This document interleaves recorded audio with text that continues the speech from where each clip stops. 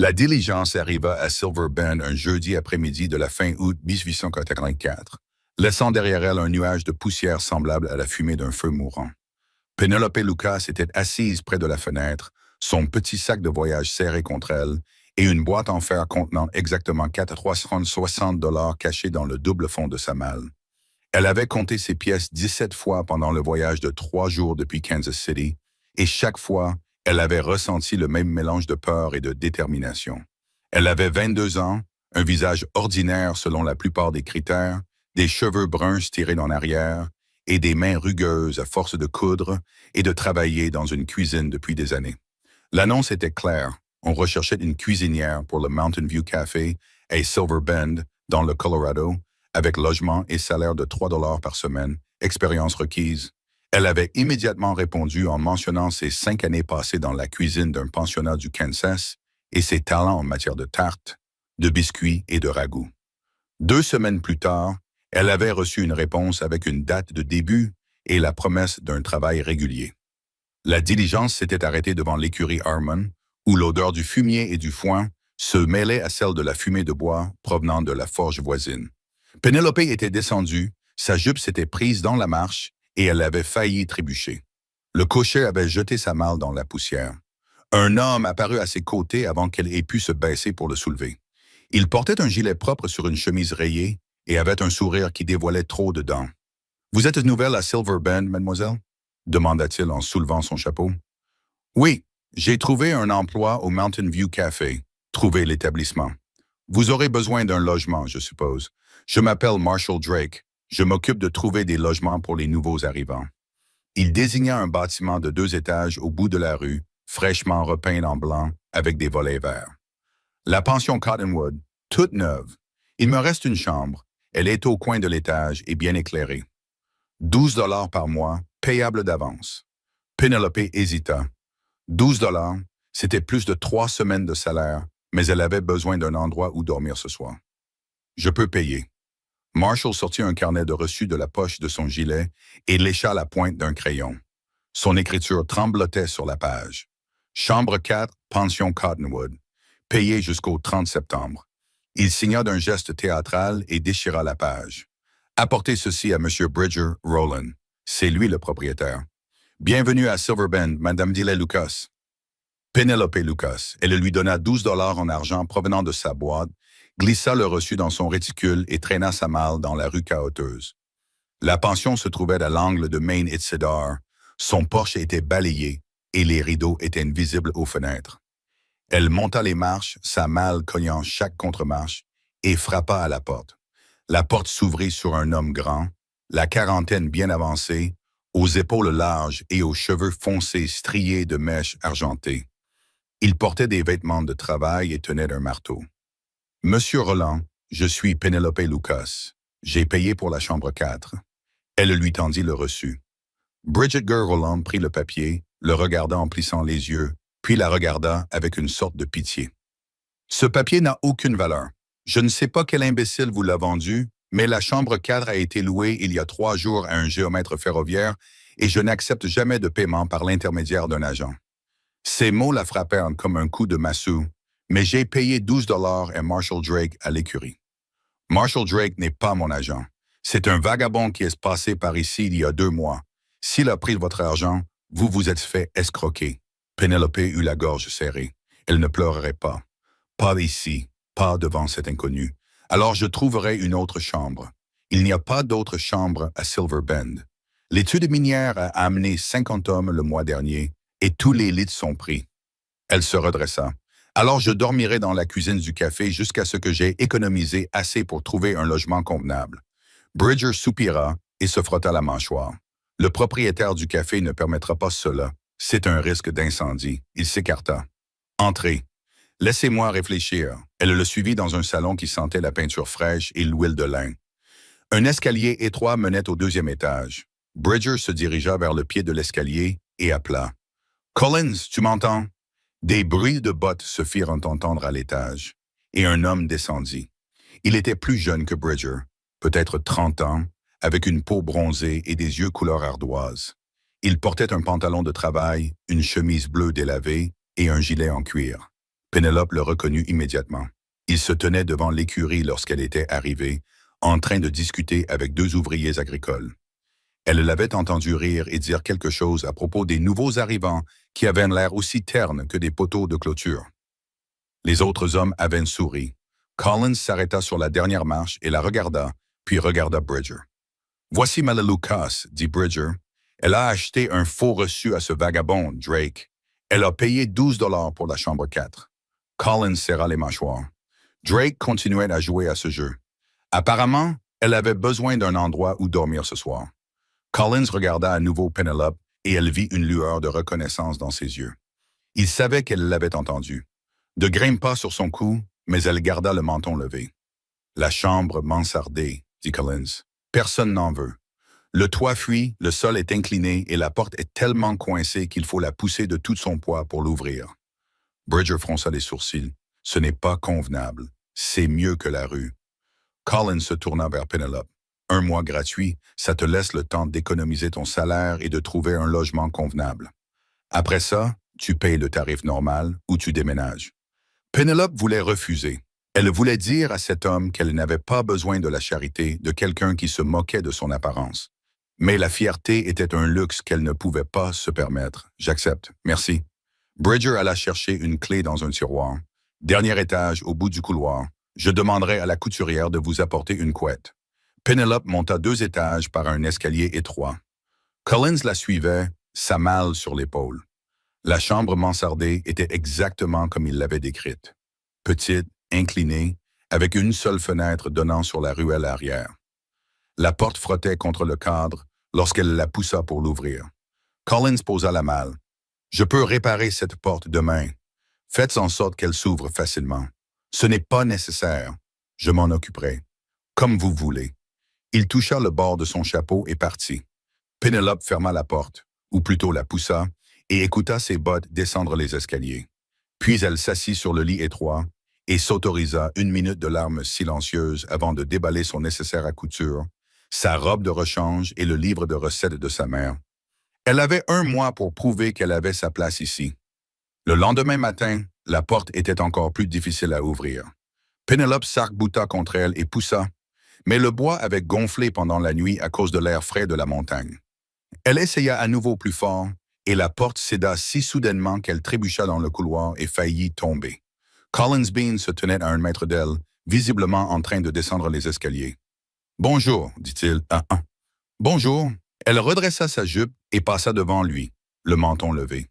Au bas de l'escalier, une femme vêtue d'une robe jaune se tenait dans l'embrasure de la porte ouverte de la chambre 2. Elle avait près de 40 ans, était corpulente et avait des boucles brunes relevées sous un bonnet en dentelle.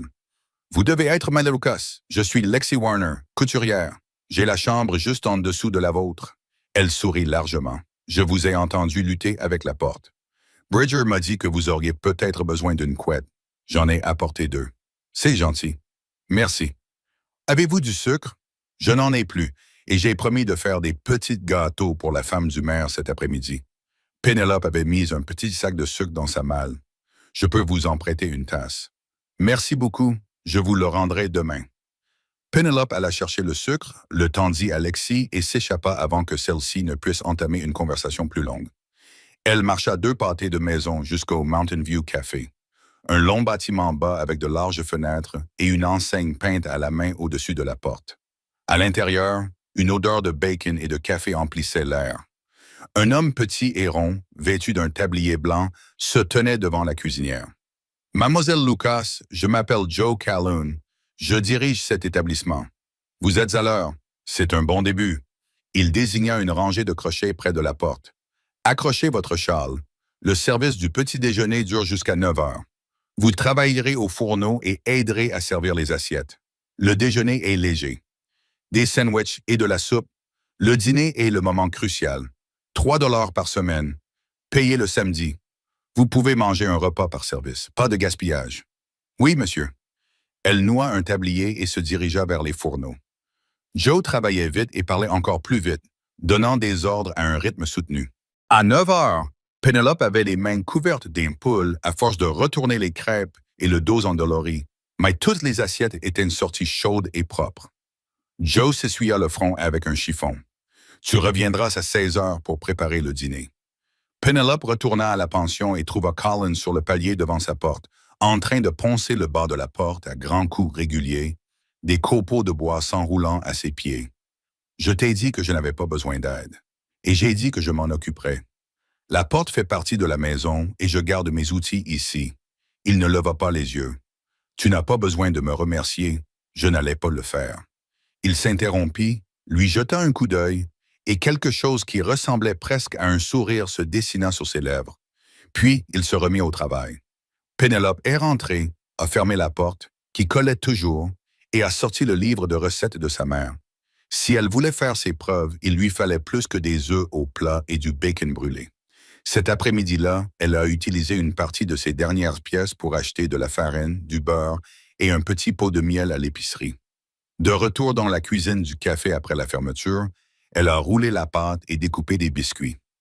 Travaillant à la lumière d'une lampe, Joe est entré pour vérifier la serrure et s'est arrêté. « Que fais-tu? »« Je fais des biscuits. Je pense en apporter un échantillon demain. Si tu les approuves, je pourrais les ajouter au menu du petit déjeuner. » Joe se gratta le menton. « D'accord, laisse-m'en une demi-douzaine. Je les goûterai avec mon café demain matin. » Penelope en cuisit 2 douzaines, en laissa 6 sur une assiette en étain et rapporta le reste à la pension, enveloppé dans un linge propre. En haut des escaliers, elle hésita devant la porte de Collins. Il louait la chambre 3, puis frappa. Il ouvrit la porte, les manches de sa chemise retroussées jusqu'au coude, les cheveux humides après s'être lavés. « J'ai fait des biscuits en plus, » dit rapidement Penelope. « J'ai pensé que puisque vous aviez réparé la porte, » elle tendit le paquet enveloppé dans le tissu. Collins le prit, souleva un coin et en porta un à sa bouche. Il mordit dedans, mâcha lentement et haussa les sourcils. « Ils sont bons, vraiment bons. Ils sont meilleurs avec du beurre. J'en achèterai demain. » Il la regarda directement pour la première fois depuis sa remarque sous le porche. « Merci, Madame Lucas. » Penelope Collins. Il leva le biscuit en guise de salut, et elle se détourna avant que son visage ne trahisse le petit frémissement chaleureux sous ses côtes. Le lendemain matin, Joe la prit à part avant l'affluence du petit déjeuner. « Vos biscuits se sont vendus en 20 minutes. Je les ajoute au menu permanent. Je te paierai 50 cents de plus par semaine pour la pâtisserie. » Penelope acquiesça, trop heureuse pour oser parler. Au cours des 2 semaines suivantes, un rythme s'installa. Elle cuisinait tôt le matin, servait les repas et retournait à la pension à la tombée de la nuit. Lexi Warner emprunta du sucre 2 fois de plus et le remboursa avec des potins, qui courtisaient quel éleveur avait perdu du bétail à cause d'un chat sauvage et des rumeurs sur un homme appelé Marshall Drake. Il a vendu de faux titres de propriété à un prospecteur au printemps dernier, dit Lexi. Un soir, alors qu'il était assis sur le bord du lit de Penelope, le véritable propriétaire est arrivé avec un shérif, et le prospecteur a tout perdu. Drake a disparu pendant 2 mois, puis est revenu, lisse comme de la soie. Quelqu'un l'a-t-il dénoncé? Nous n'avons pas de shérif résident, juste un juge itinérant qui passe tous les trimestres. À ce moment-là, Drake est toujours parti. Penelope a classé cette information. Elle croisait désormais plus souvent Collins à la fontaine dans la ruelle derrière la maison, où ils allaient tous deux chercher de l'eau pour la lessive. Au crépuscule, sous le porche de la pension, il réparait des harnais en cuir et elle écossait des pois pour Joe. Leur conversation était brève, prudente, mais pas désagréable. Un soir, Collins lui offrit la moitié d'une pomme. Elle la prit et mordit dans le jus acidulé qui piquait sa langue. « Où travaillez-vous » demanda-t-elle. « Je suis contremaître au ranch Double Creek, à 3 kilomètres au nord. Je viens en ville 2 fois par semaine pour vérifier les réparations ici et acheter des provisions. Vous vivez au ranch la plupart du temps. Bridger me laisse garder la chambre quand je suis en ville. » Elle lui rendit l'autre moitié de la pomme. Il la mangea en 3 bouchées, Pépin compris, et sourit en voyant son expression. Ne rien gaspiller. C'est la devise des cow-boys. C'est la devise des pauvres. Quelque chose dans sa voix la fit hésiter. Elle voulait en savoir plus, mais Lexi l'appela de l'intérieur, ayant besoin d'aide pour un ourlet, et le moment passa. Ce dimanche-là, Penelope assista à l'office dans la petite église blanche à la lisière de la ville. Le pasteur était un homme mince nommé Eric Pittman, qui parla de la grâce et des secondes chances. Après la messe, elle s'attarda pour admirer le simple autel, et une femme en robe grise s'approcha. Vous êtes la nouvelle cuisinière chez Joe. Je m'appelle Anne Wyatt. Je dirige l'orphelinat de l'église juste à l'ouest de la ville. Penelope Lucas, enchanté. Nous avons toujours besoin de dons, de nourriture, de tissus, de tout ce qui est disponible. Les enfants sont gentils, mais nous devons faire attention à chaque centime. Penelope pensa à ses pièces de monnaie qui diminuaient. Je vais voir ce que je peux faire. Anne sourit. Que Dieu vous bénisse. En retournant à la pension, Penelope passa devant la sellerie et vit Marshall Drake en train de parler avec un jeune homme d'à peine 18 ans, maigre et aux mains nerveuses. Drake écrivait quelque chose dans un petit carnet. Le garçon lui tendit des pièces, prit un papier et s'éloigna précipitamment. Penelope eut un haut le cœur. Elle marcha plus vite, l'esprit en ébullition. Si elle voulait rester à Silver Bend, elle avait besoin de récupérer ses 12 $. Et elle avait besoin d'une preuve que Drake était un escroc. Elle commença à poser des questions avec prudence. Au magasin général, elle apprit que Corbin Sullivan, le télégraphiste, vendait parfois de la cire à cacheter et laissait les gens utiliser son seau de bureau pour 10 cents. À l'animalerie, le registre indiquait que Drake avait acheté de l'encre et du papier à 2 reprises au cours du mois dernier. Et Dorson Young, le garçon d'écurie, se souvenait d'avoir vu Drake près des cabanes en bois près de la rivière où campaient les vagabonds. Petit à petit, le tableau se dessinait. Un soir, alors que Penelope transportait un seau de déchets de cuisine vers le tas de compost derrière le café, elle faillit heurter Collins. Il portait une bobine de corde et un marteau. « Tu es là tard, dit-il. Heure supplémentaire. Joe veut des tartes pour le déjeuner de demain. Tu travailles trop, j'ai besoin d'argent. » Il acquiesça lentement, puis fit un geste vers la porte arrière du café. « Joe fait cuire à feu doux ici presque tous les soirs. »« Tu as mangé? Pas encore. Viens, je vais réchauffer des haricots. » Ils s'assirent sur des caisses renversées près du feu. Des assiettes en étain étaient posées en équilibre sur leurs genoux. Les haricots étaient simples mais chauds. L'air nocturne commençait à se rafraîchir. Penelope observait les mains de Collins pendant qu'il mangeait. Larges, marquées par le travail, assurées. « Pourquoi m'avez-vous aidé? » demanda-t-elle soudainement. À la pension, Collins posa son assiette et remua le feu avec un bâton. « Parce que je sais ce que c'est que d'arriver quelque part sans rien et de se faire escroquer dès le premier jour. Cela vous est-il déjà arrivé? Il y a longtemps, quelqu'un m'a aidé. Je me suis dit que je devais rendre l'appareil. » Penelope réfléchit. « J'ai entendu ce que tu as dit à l'écurie le jour de mon arrivée. » Collins resta immobile. Puis il soupira. « Oui, je m'en doutais. C'était stupide de ma part. Et je m'en excuse. Pourquoi as-tu dit ça? Parce que je suis un idiot qui parle avant de réfléchir. Et j'essayais de faire rire les garçons. » Il la regarda droit dans les yeux. « Pour ce que ça vaut, j'avais tort. Tu n'es pas ordinaire. » Penelope rougit. Elle baissa les yeux vers son assiette. « Merci. » Ils restèrent assis en silence après cela, mais c'était un silence différent, un silence lourd de sens et de possibilités. 2 jours plus tard, Penelope aborda Collins sous le porche de la pension. « Je sais où Marshall Drake séjourne, dans les cabanes près des peupliers. » Collins se redressa. « Comment le sais-tu? » Elle lui parla du registre, de la cire pour plafond et du souvenir du garçon d'écurie. Collins l'écouta sans l'interrompre, son expression devenant de plus en plus intense. « Tu as mené l'enquête, je veux récupérer mon argent et je veux l'arrêter avant qu'il ne trompe quelqu'un d'autre. Alors nous y allons ce soir après le dîner. J'amènerai Bridger. Je viens aussi. Ça risque d'être violent. C'est mon argent. » Collins la regarda longuement, puis acquiesça. « D'accord, rendez-vous ici à la tombée de la nuit. » Penelope passa l'après-midi agitée, vérifiant l'horloge du café toutes les quelques minutes. Joe le remarqua et la renvoya chez elle plus tôt. « Tu coupes les carottes comme si tu avais une dent contre elles. »« Va te reposer. » Elle retourna à la pension, se lava le visage et tressa ses cheveux serrés. À la tombée de la nuit, Collins l'attendait avec Bridger. Ils marchèrent en ensemble jusqu'au peuplier, leurs bottes craquant sur l'herbe sèche. Les cabanes n'étaient guère plus que des échafaudages de bois et de toile. De la fumée s'élevait de l'une d'elles. Collins s'approcha silencieusement. Bridger à ses côtés, il frappa à la porte. Marshall Drake ouvrit la porte, se figea en les voyant, puis tenta de la refermer brusquement. Collins coinça sa botte dans l'interstice. « Nous devons parler. Je ne sais pas ce que vous pensez. Vous avez vendu un faux reçu à Marlowe, 12 $. Vous allez les rendre. Le sourire de Drake vacilla. C'était une transaction légitime. Alors montrez-moi la facture de Bridger Rowland. Drake jeta un regard de côté. Il poussa la porte avec force, renversant Collins, et se précipita dans la pénombre.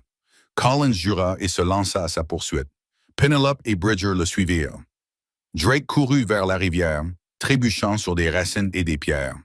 Collins le rattrapa rapidement, l'attrapa par le col et le plaqua au sol. Ils roulèrent tous les deux, Drake donnant des coups de pied à Collins qui le maintenait face contre terre. « Restez à terre », grogna Collins. Bridger sortit une corde de sa ceinture et attacha les poignets de Drake. Ils le relevèrent et Collins le ramena vers les cabanes. À l'intérieur de la cabane, ils trouvèrent également un coffre abîmé. Penelope l'ouvrit et en sortit des papiers, des dizaines de fausses reçus, un seau de cire, des bouteilles d'encre et une petite caisse contenant de l'argent. « Comptez-les », dit Collins. Penelope ouvrit la caisse. À l'intérieur se trouvaient des pièces, des billets et une lettre pliée. Elle déplia la lettre et la lut à haute voix. « À qui de droit? » Le porteur de cette note est tenu de verser la somme de 75 $ à l'orphelinat de Silver Bend Church avant le 1er septembre, en remboursement des fonds empruntés pour l'enterrement de sa défunte épouse. Signé Anne Wyatt, directrice. Le silence s'installa. Penelope regarda Drake, dont le visage était devenu pâle. « Vous avez emprunté à l'orphelinat. Ma femme est morte de fièvre il y a 2 ans. Je n'avais pas d'argent pour un cercueil. Anne Wyatt m'a prêté 75 $. J'ai essayé de la rembourser depuis, mais je n'y arrive pas. Je pensais que si je pouvais juste... » Il s'interrompit, la voix brisée. Colin relâcha légèrement son emprise sur le col de Drake. « Donc, vous escroquez des gens innocents pour rembourser une dette envers des orphelins. Je ne savais pas quoi faire d'autre. » La colère de Penelope se transforma en quelque chose de plus complexe. Elle regarda Bridger. « Connaissez-vous Anne Wyatt? » « Tout le monde connaît Anne, Hutton. Elle dirige cet orphelinat depuis 20 ans. L'expression de Collins était devenue étrange, distante et tendue. Je la connais aussi. J'ai grandi là-bas. Elle m'a recueilli quand j'avais 7 ans et m'a nourri jusqu'à ce que je sois en âge de travailler. » Penelope retint son souffle. Elle regarda Collins, le voyant désormais différemment. Un garçon qui avait autrefois été aussi désespéré que Drake, mais qui avait choisi une autre voie. Le tonnerre gronda au-dessus de leur tête. Les premières gouttes de pluie commencèrent à tomber. « Nous avons besoin d'une confession signée, » dit Penelope, « et chaque dollar volé doit être restitué. Ensuite, nous l'apporterons à Anne et elle décidera de votre sort. » Drake acquiesça tristement. « Je signerai. » Ils se réfugièrent dans la remise alors que l'orage faisait rage. La pluie martelait le toit en toile. Collins trouva un morceau de papier propre et un crayon, et Drake rédigea une confession d'une écriture tremblante. Il dressa la liste de toutes les personnes qu'il avait escroquées, avec les montants, et signa au bas de la page. Penelope compta à nouveau la caisse. 73 $, y compris ses 12 $. Ce n'est pas assez pour rembourser tout le monde. C'est tout ce que j'ai. Collins se leva brusquement. Alors je paierai le reste. Mais tu viens avec nous à l'orphelinat et tu vas t'expliquer face à face avec Anne Wyatt. Drake avait l'air d'avoir envie de vomir. Ils quittèrent la cabane et reprirent le chemin de la ville. La pluie trempait leurs vêtements. À mi-chemin à travers le champ, la route qui longeait de la rivière était boueuse et le chemin carrossable et inondé. Bridger jura. « On ne peut pas traverser ce soir.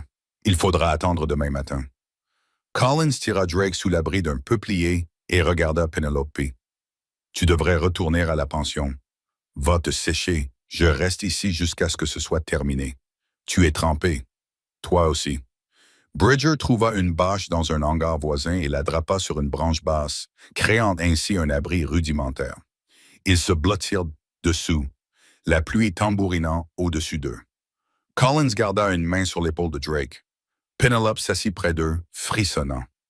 Au bout d'un moment, Bridger s'assoupit, appuyé contre le tronc de l'arbre. La tête de Drake tomba. Collins se rapprocha de Penelope. « Tu as bien fait ce soir de trouver où il était. J'ai juste posé des questions. La plupart des gens ne se donnent pas cette peine. » Elle lui jeta un coup d'œil. De l'eau coulait du bord de son chapeau. Sa chemise collait à ses épaules. Elle détourna rapidement le regard. La chaleur montait malgré le froid. « Tu ne m'as jamais dit que tu avais grandi dans un orphelinat. Ça ne semblait pas pertinent. C'est pertinent maintenant. » Collins resta silencieux pendant un moment. Mes parents sont morts du choléra quand j'avais 6 ans. Un voisin m'a amené chez Anne. Elle n'avait ni place ni argent, mais elle m'a quand même accueilli. Je suis resté jusqu'à l'âge de 15 ans, puis j'ai été embauché à Double Creek. Je lui envoie de l'argent quand je peux, mais ce n'est jamais suffisant. Penelope repensa à la lettre dans la caisse, à la robe usée d'Anne et à son doux sourire. Elle aime ses enfants, vraiment. La pluie s'atténua légèrement. Penelope serra la bâche autour de ses épaules et sentit la main de Collins effleurer la sienne. Aucun d'eux ne bougea. La tempête passa vers minuit. À l'aube, ils traversèrent la route boueuse et retournèrent en ville. Collins garda Drake près de lui. Penelope transportait la confession et la caisse. À la pension, Bridger dit qu'il ferait en sorte que le juge itinérant soit prévenu lorsqu'il passerait le mois suivant. Collins dit qu'il se rendrait à l'orphelinat après le petit déjeuner.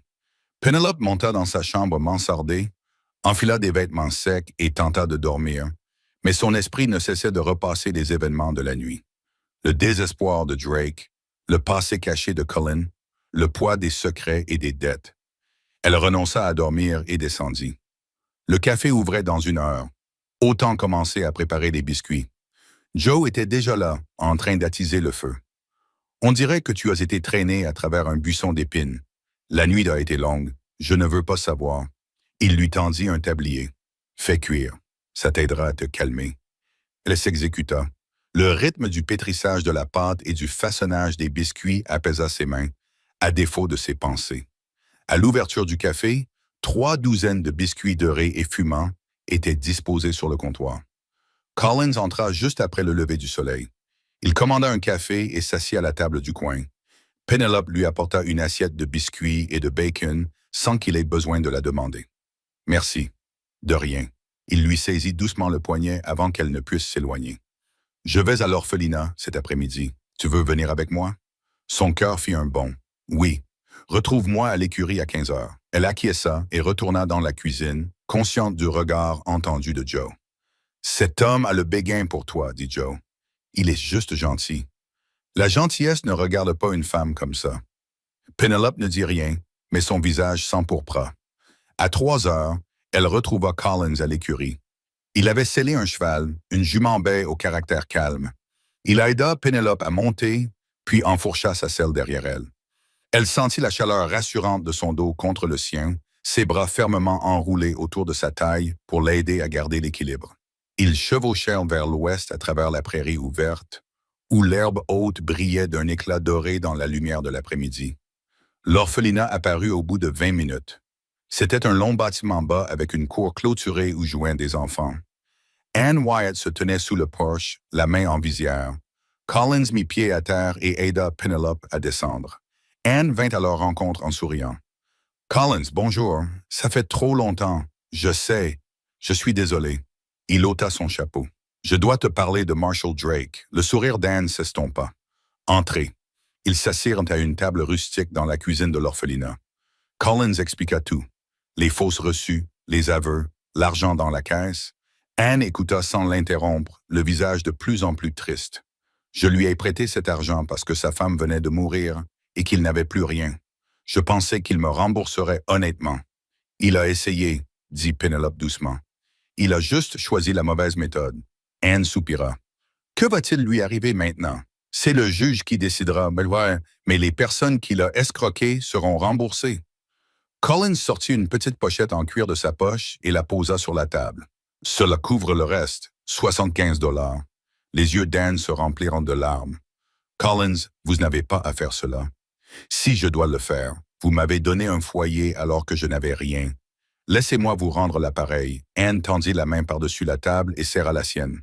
« Vous avez bien tourné. J'ai toujours su que ce serait le cas. » Dehors, les rires des enfants résonnaient dans la cour.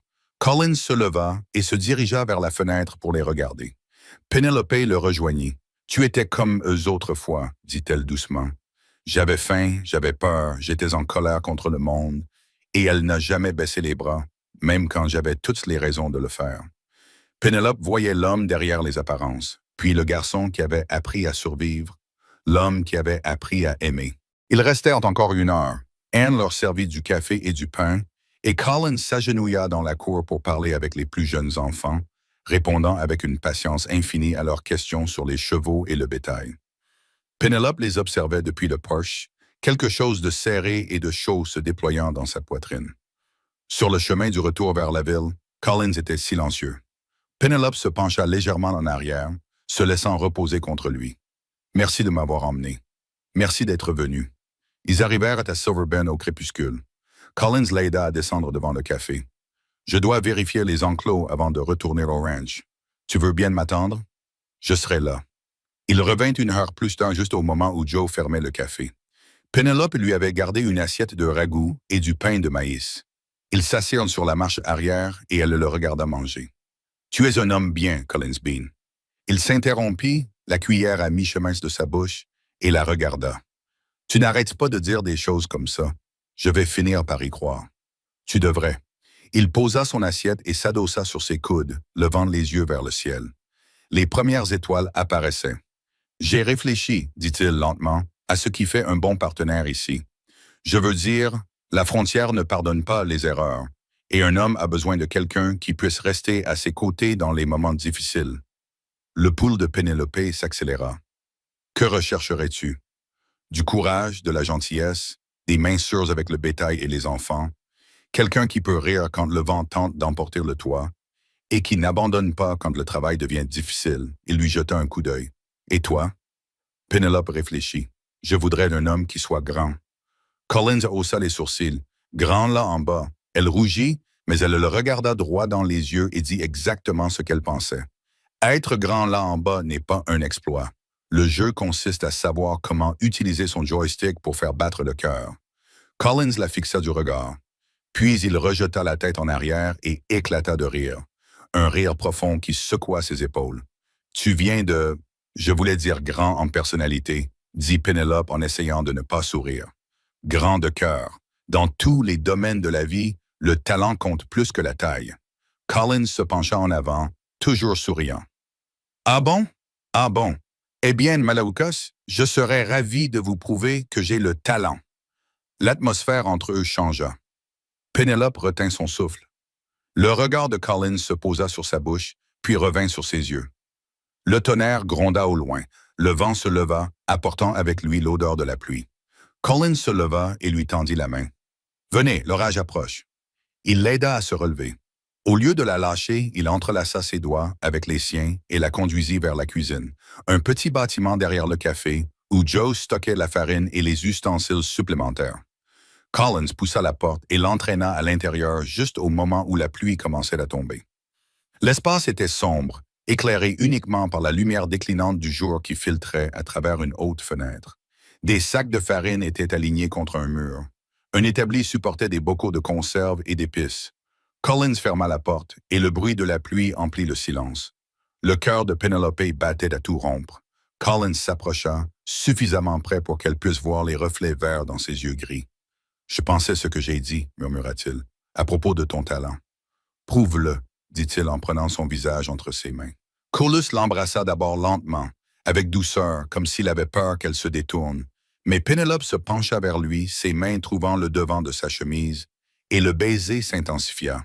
Il passa son bras autour de sa taille, la serrant contre lui, et elle sentit sa force, sa chaleur, son désir contenu. Elle goûta la pluie sur ses lèvres, sentit le parfum subtil du cuir et de la fumée de bois. Ses doigts s'agrippèrent à sa chemise, et il poussa un gémissement rauque, l'embrassant plus fort, plus profondément, jusqu'à ce qu'elle en ait le vertige. Dehors, des bottes raclaient le bois. Des voix murmuraient. Joe parlait à quelqu'un de fermer le café. Collins et Pénélope se séparèrent, haletants, les yeux écarquillés. Collins posa un doigt sur ses lèvres. Ils restèrent figés, à l'écoute. Les voix s'estompèrent. Une porte claqua. Le silence revint. À part la pluie. Collins expira bruyamment et posa son front contre le sien. Nous devrions partir avant que quelqu'un ne nous voie. Oui. Aucun des deux ne bougea. Puis Pénélope rit doucement, Collins sourit et ils se glissèrent sous la pluie, se dépêchant dans l'obscurité vers la pension. Au bas des escaliers, Collins lui prit la main une dernière fois. « Je reviendrai dans 3 jours. Tu m'attendras? » « Oui, » dit-il en l'embrassant à nouveau, rapidement et passionnément, puis il disparut dans la pluie. Pénélope monta les escaliers jusqu'à sa chambre mansardée, le cœur battant, les lèvres encore engourdies. 3 jours passèrent, lents comme du miel en janvier, et Penelope se surprit à regarder par la fenêtre toutes les quelques minutes, guettant sur la route les nuages de poussière qui pourraient signaler l'arrivée d'un cavalier. Lexi Warner remarqua sa distraction et se mit à fredonner des marches nuptiales, tout en recousant des boutons, ce qui fit rougir Penelope. « Tu vas user le sol à force de faire les 100 pas, observa Joe le deuxième jour, la regardant tourner en rond dans la cuisine comme un chat sauvage en cage. « Qu'est-ce qui te rend si nerveuse? Ça n'aide pas les biscuits à lever plus vite. » Le troisième après-midi, Collins revint couvert de poussière et sourit en la voyant sortir du café. Il mit pied à terre et lui prit les mains avant qu'elle n'ait le temps de s'inquiéter des convenances. « Je t'ai manqué? » « Peut-être un peu. Juste un peu. » Il se pencha suffisamment près d'elle pour qu'elle puisse sentir l'odeur du cuir et du soleil sur sa peau. J'espérais mieux que ça. Avant qu'elle n'ait pu répondre, Marshall Drake apparut au coin de l'écurie, marchant rapidement et regardant par-dessus son épaule. Collins se redressa, son expression se durcissant. « Voilà notre homme. » Ils le suivirent à distance tandis que Drake se dirigeait vers la route de la rivière. Cette fois, il n'était pas seul. Un jeune homme marchait à ses côtés, comptant les pièces d'une petite bourse en cuir. L'acheteur semblait à peine âgé de 18 ans, avec ses mains douces et ses vêtements de ville qui criaient « proie facile ». « Une concession minière », murmura Penelope. « Ça ne peut être que ça. Regarde ses bottes. Il n'a jamais fait d'un jour de vrai travail. » Ils regardèrent Drake remettre un papier plié avec un seau de cire élaboré. Le jeune homme le glissa dans son manteau et serra la main de Drake. Dès que l'acheteur s'éloigna, Drake empocha les pièces et se dirigea vers les peupliers. Cette fois, Bridger était prêt. Il s'était posté près des cabanes avant l'arrivée de Drake, et lorsque l'homme confiant entra dans son abri, Bridger sortit de derrière un arbre. « Bonsoir, Marshall. Belle soirée pour se promener. » Drake se retourna, les yeux écarquillés. « Bridger, je trichais juste. Encore une âme innocente dépouillée de ses économies, je parierais. » Collins sortit de l'autre côté. Ça suffit. Drake s'enfuit comme un lapin effrayé, mais cette fois, ils étaient prêts. Il parcourut 20 mètres avant que Collins ne le plaque au sol avec une prise qui aurait impressionné un cow-boy de rodéo. Ils roulèrent dans la poussière, Drake donnant des coups de pied et griffant comme un chat sauvage. Mais Collins avait 20 kilos et 15 minutes d'avance sur lui. « Restez où vous êtes », grogna Collins en le plaquant face contre terre. Penelope se précipita avec la corde que Bridger avait apportée. « On l'attache? »« Pas encore. Voyons d'abord ce qu'il a à dire. » Ils relevèrent Drake et le ramenèrent à la cabane. À l'intérieur, les preuves étaient accablantes. De faux reçus, des bouteilles d'encre, de la cire pour plafond et ce fameux carnet de reçus. Mais lorsque Penelope ouvrit la caisse, elle trouva quelque chose qui lui coupa le souffle. Une lettre pliée en petit format et usée à force d'avoir été manipulée. Elle l'ouvrit et la lut à haute voix. « Marshall Drake, vous avez jusqu'au 1er septembre pour rembourser les 75 $ empruntés pour les frais d'enterrement de votre chère épouse. Les enfants de notre orphelinat ont besoin de manteaux et de chaussures pour l'hiver. Je prie pour que votre situation se soit améliorée depuis notre dernière conversation. Bien à vous dans la fraternité chrétienne. Anne Wyatt. » Le silence s'étira comme du caramel. Le visage de Drake était devenu pâle comme une fleur. « Votre femme ?» demanda Penelope doucement. « Elle est morte de fièvre il y a 2 étés. Je n'avais rien. Pas assez pour un cercueil. Pas assez pour des funérailles dignes de ce nom. Anne Wyatt m'a prêté l'argent parce qu'elle disait « Chaque homme mérite dignité et mort. » Sa voix se brisa. J'ai essayé de la rembourser depuis, mais il n'est pas facile de trouver un travail honnête quand on a la réputation d'être un vagabond. Colin relâcha son emprise sur le col de Drake. « Alors, tu as décidé de tromper des gens innocents à la place. Je ne savais pas quoi faire d'autre. La dette ne cesse de croître et Anne a tous ses enfants qui dépendent d'elle. Je pensais que si je pouvais juste rassembler assez d'argent rapidement. » Le tonnerre gronda au-dessus de leur tête, bas et menaçant. De grosses gouttes de pluie commencèrent à éclabousser le toit en toile de l'abri. « Il y a autre chose, » dit Bridger d'un ton sinistre. Il désigna une 2e lettre dans la boîte. « Regarde la date sur celle-ci. » Penelope la déplia et sentit son estomac se nouer. Dernier avis. Paiement dû immédiatement ou je serai contraint de contacter les autorités territoriales au sujet de votre dette impayée. Mon Dieu, murmura-t-elle, Anne pourrait vous faire arrêter. Elle pourrait, mais elle ne le fera pas. La voix venait de derrière eux. Ils se retournèrent et virent une petite femme aux cheveux gris debout à l'entrée de la cabane, la pluie ruisselant de son châle noir. Anne Collins bondit sur ses pieds. « Comment avez-vous? » Dawson Young a vu l'agitation et est venu me chercher à cheval. Il a dit qu'il y avait des problèmes près de la rivière impliquant Marshall Drake. Anne Wyatt entra dans l'abri, ses yeux bienveillants embrassant la scène. Drake ligoté, les preuves éparpillées, les expressions coupables. Je vois que je suis arrivé juste à temps. Drake ne pouvait soutenir son regard. Madame Wyatt, je peux vous expliquer. Je n'en doute pas, Marshall. Vous avez toujours su parler. Anne repoussa son châle et s'assit sur une caisse en bois, arrangeant sa jupe avec la dignité d'une reine sur son trône. La question était de savoir si ce que vous direz sera la vérité cette fois-ci. La pluie s'intensifia, tambourinant plus fort contre la toile. Au loin, des éclairs zébraient le ciel. Continuez, je vous en prie. Combien de personnes avez-vous escroqué pour essayer de me rembourser votre dette? Les épaules de Drake s'affaissèrent. 17, peut-être 20. J'avais l'intention d'arrêter, mais l'argent n'était jamais suffisant et la dette ne cessait de croître avec les intérêts que vous me facturiez. Des intérêts? Anne haussa les sourcils. Marshall Drake, je ne vous ai jamais facturé un centime d'intérêt. La dette s'élève exactement à 75 $ depuis le jour où je vous ai prêté cette somme. Le visage de Drake se figea sous le choc. Mais les lettres, elle disait, « Quelles lettres? Je t'ai envoyé 3 lettres pour te demander quand tu pourrais rembourser, mais je n'ai jamais mentionné d'intérêt ni menacé de te faire arrêter. Où sont ces lettres? » Drake fouilla dans sa poche et en sortit plusieurs morceaux de papier.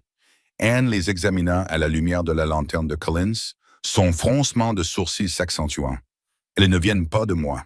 L'écriture est similaire, mais regardez ici. » Elle désigna la signature. « Je ne signerai jamais Wyatt, directeur de l'orphelinat. Je suis la directrice, pas le directeur, et ce papier ne provient pas de mon papier à lettres habituelles. » Penelope sentit les pièces s'assembler comme un puzzle. Quelqu'un d'autre a envoyé de fausses lettres. Mais qui donc? Collins commença à parler, puis s'interrompit. Son visage s'assombrit. Corbin Sullivan. Le télégraphe. Clark. Bridger fronça les sourcils. Pourquoi ferait-il cela?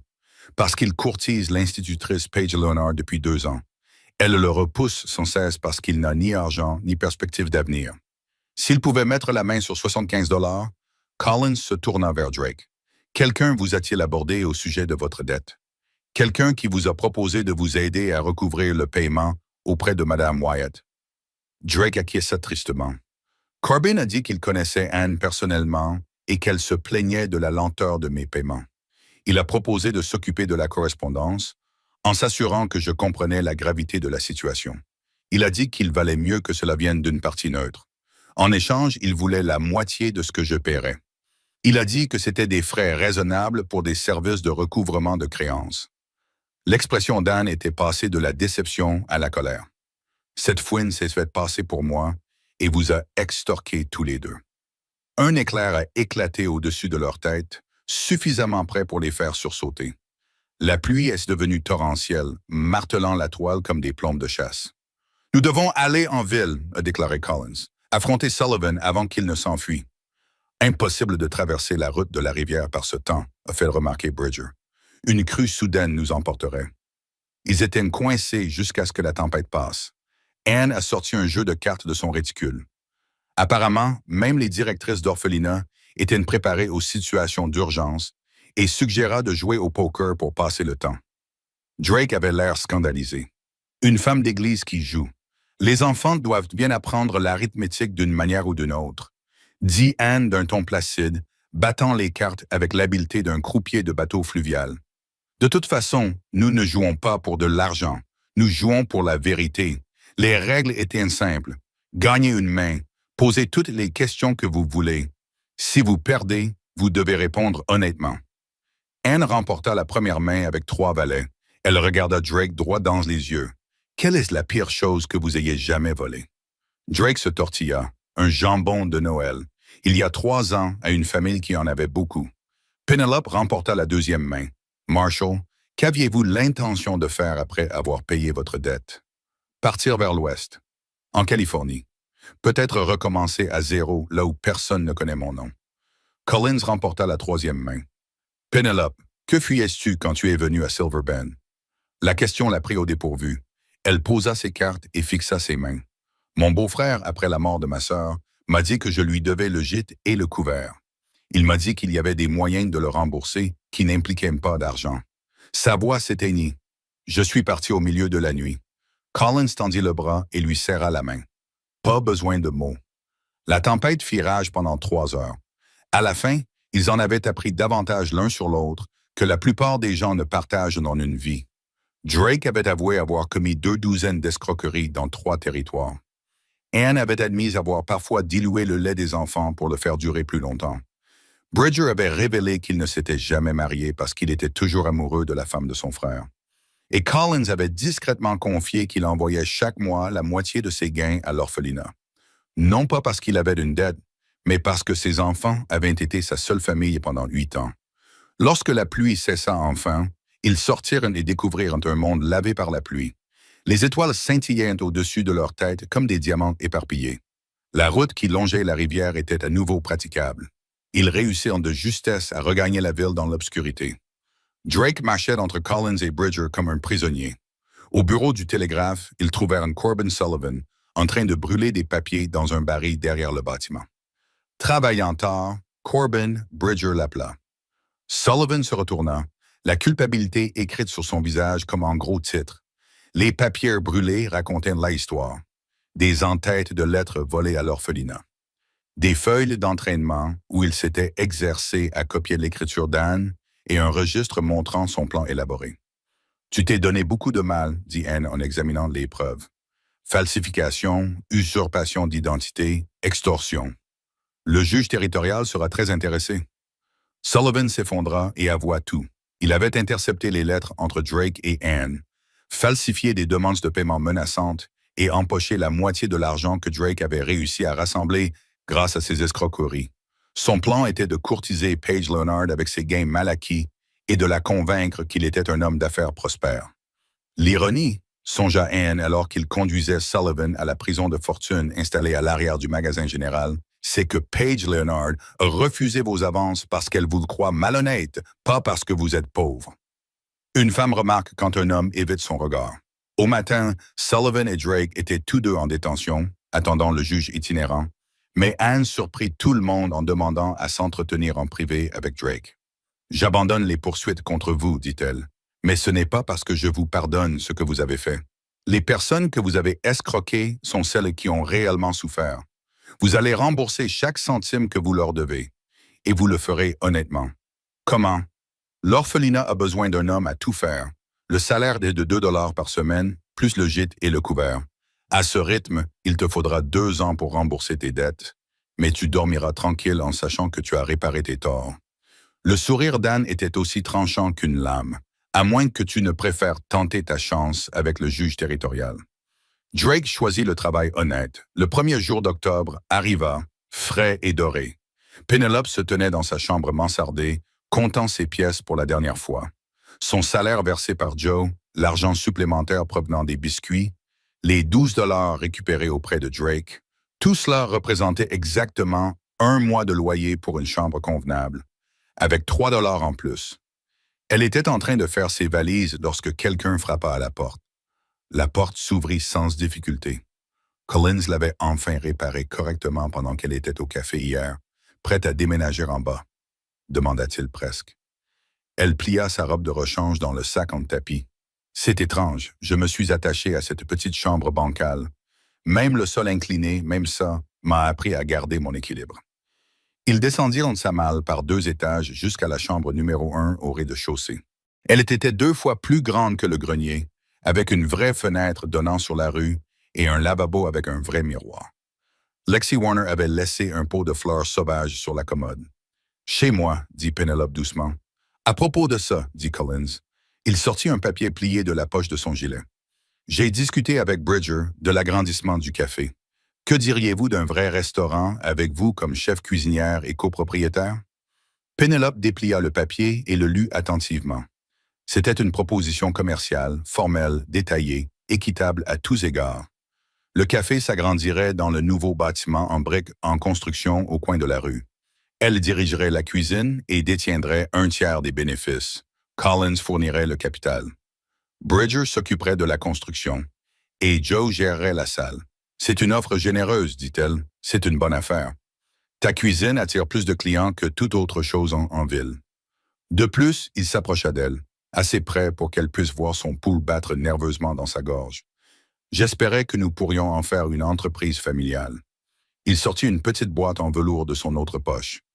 Le cœur de Penelope s'arrêta de battre. « Je sais que nous ne nous fréquentons pas depuis longtemps selon les normes traditionnelles, » dit Collins. Sa confiance habituelle avait laissé place à une timidité infiniment plus précieuse. Mais ici, le temps s'écoule différemment. Un mois de vie à la frontière vous en apprend plus sur une personne qu'une année de pique-nique dominicaux dans l'Est. Il ouvrit la boîte pour révéler une simple bague en or, usée par le temps. C'était la bague de ma mère. La seule chose qui me reste d'elle. Elle n'a rien d'extraordinaire, mais elle est parfaite, murmura Penelope. Je sais que je ne suis pas un bon parti. Je suis un peu rude. Je travaille de mes mains et je ne serai jamais riche. Mais je t'aime, Penelope Lucas. J'aime ta fierté obstinée, tes mains douces et la façon dont tu rends tout ce qui t'entoure meilleur rien qu'en étant là. Je veux construire quelque chose de durable avec toi. Une entreprise, une famille, une vie qui compte. Il s'agenouilla sur le sol de la pension, tenant la bague de ses mains qui tremblaient légèrement. « Veux-tu m'épouser? » Les mots sortirent sans hésitation. Oui, il glissa la bague à son doigt, qui lui allait parfaitement, comme si elle l'avait toujours attendu. Puis il se leva et l'embrassa comme il se doit, là, au milieu de la chambre numéro 1, avec la lumière automnale qui filtrait à travers la fenêtre et Lexi Warner qui applaudissait dans le couloir. « Quand » demanda-t-il, ses lèvres sur les siennes. « Bientôt. Demain, si le pasteur est disponible. Demain. » Il l'est. La nouvelle de leur fiançailles se répandit à Silver Bend plus vite qu'un feu de prairie. Le soir venu, la moitié de la ville était occupée aux préparatifs du mariage. Lexi insista pour confectionner une robe à Penelope. Rien d'extraordinaire. Juste une jolie robe en laine bleue qui lui servirait ensuite pour les dimanches. Anne Wyatt arriva avec un voile emprunté et un panier de pommes de fin de saison pour une tarte de mariage. Même Joe se laissa gagner par l'excitation, fermant le café plus tôt et déclarant qu'il s'occuperait lui-même du buffet de la réception.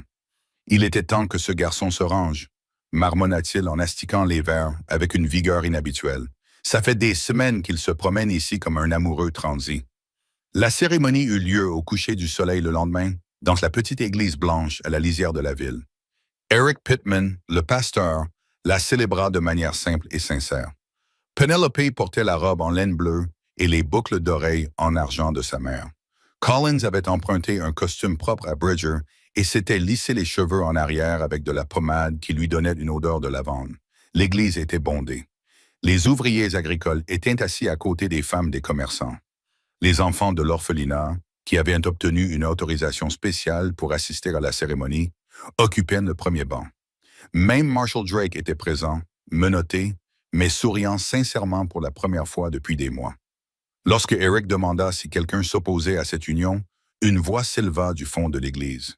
« Je m'y oppose, dit-il. » Tout le monde se retourna. Un homme bien habillé, vêtu d'un manteau de voyage, se tenait dans l'embrasure de la porte, l'air sévère et officiel. « Et qui êtes-vous? » demanda Eric. « Le juge Montgomery Fletcher, de la Cour territoriale d'appel. J'ai cru comprendre qu'il y avait eu des irrégularités dans cette ville impliquant fraude et tromperie. Avant de pouvoir autoriser ce mariage, je dois m'assurer que toutes les parties sont bien celles qu'elles prétendent être. » Le cœur de Penelope se serra. Si le juge découvrait qu'elle avait fui le Kansas pour échapper à son beau-frère, cela ferait-il d'elle une fugitive? Cela annulerait-il le mariage? Mais le juge Fletcher ne la regardait pas. Son regard sévère était fixé sur Collins. « Monsieur Bean, d'après mes dossiers, vous êtes recherché pour être interrogé au sujet du vol de bétail au ranch Double Creek. » Des exclamations retentirent dans l'église. Penelope sentit le monde basculer sous ses pieds. « Votre honneur, dit Collins doucement. Je suis le contremaître du ranch Double Creek. Si du bétail a disparu, c'est la première fois que j'en entends parler. » Le juge Fletcher consulta un chef de service. Mes informations proviennent d'un télégramme envoyé il y a 3 jours par un certain Corbin Sullivan, qui se présente comme un citoyen concerné. Corbin Sullivan, dit Anne Wyatt d'un ton acerbe, est actuellement en attente de jugement pour faux et usage de faux. Je ne croirais pas ses paroles même s'il jurait que le ciel est bleu. Le juge regarda autour de lui dans la petite église, observant la foule de visages amicaux et le soutien évident de la communauté envers le couple. Madame Wyatt, je présume, j'ai entendu beaucoup de bien de votre travail à l'orphelinat. Il plia ses papiers. À la lumière des nouvelles informations concernant la crédibilité de M. Sullivan, je retire mon objection. Cependant, je devrais m'entretenir en privé avec M. Bean après la cérémonie afin de clarifier ces allégations. Bien sûr, votre honneur, répondit Collins, je n'ai rien à cacher. La cérémonie se poursuivit. Lorsque Eric les déclara mari et femme, Collins embrassa Penelope avec un tel enthousiasme que les enfants assis au premier rang gloussèrent et que les ouvriers agricoles poussèrent des cris de joie. La réception eut lieu dans le terrain vague à côté de l'église, avec des lanternes suspendues entre les peupliers et des tables faites de tréteaux et de planches. Joe s'était surpassé. Des plateaux de poulet frit, des bols de swatch, du pain frais encore chaud sorti du four et 3 sortes de tartes différentes.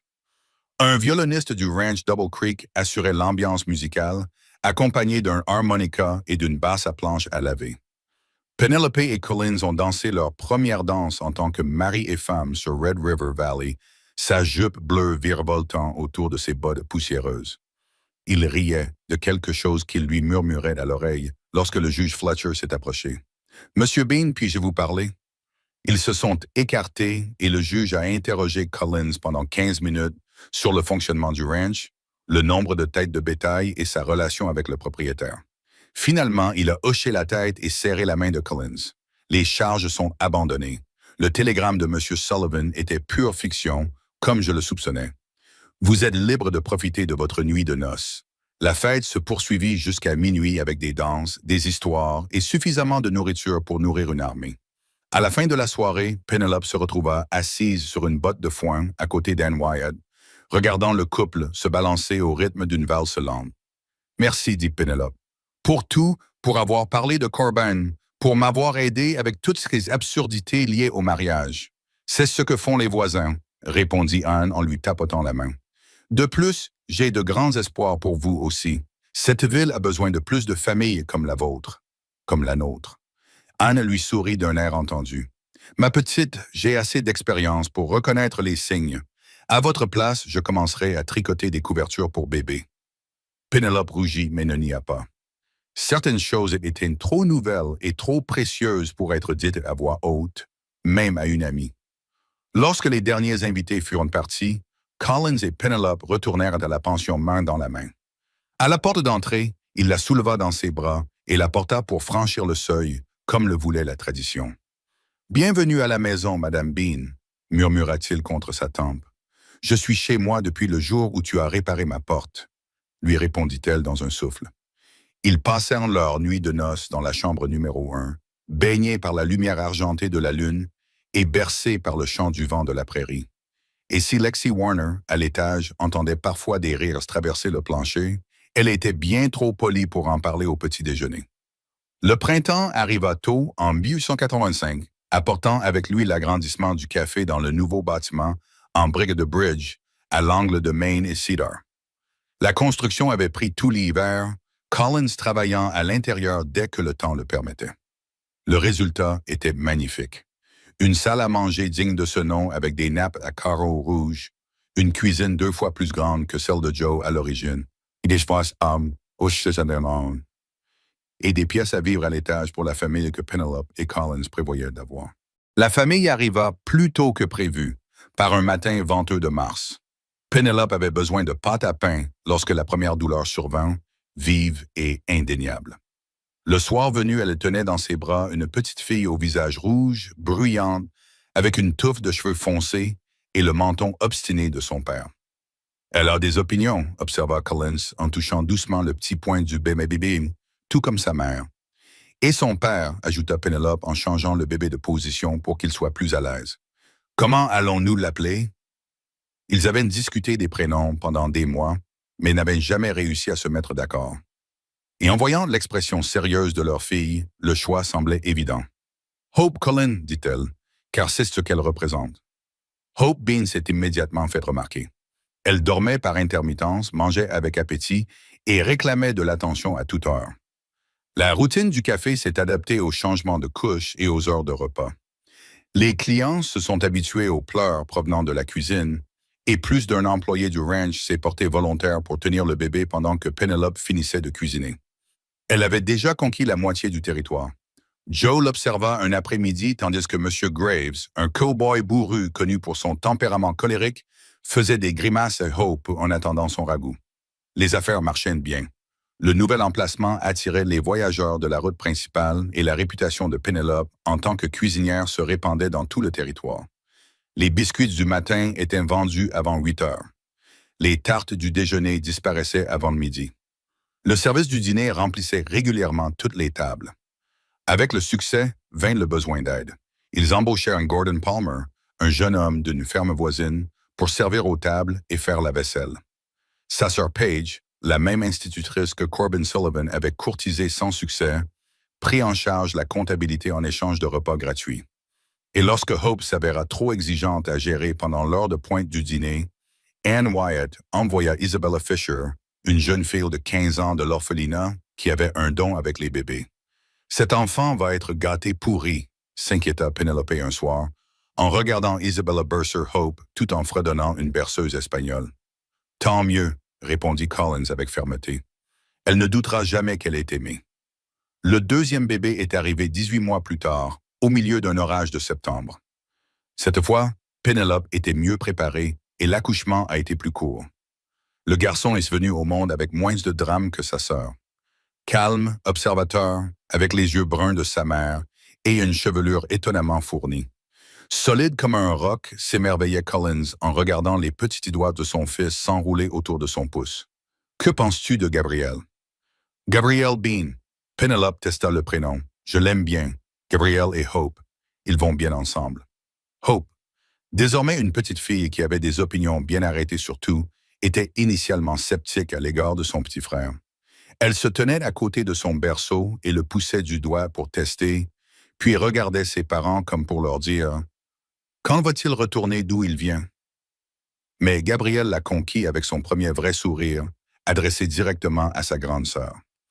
À partir de ce moment, Hope s'est désignée comme sa protectrice, lui apportant des jouets, partageant ses biscuits et lui chantant les berceuses qu'elle avait apprises d'Isabella.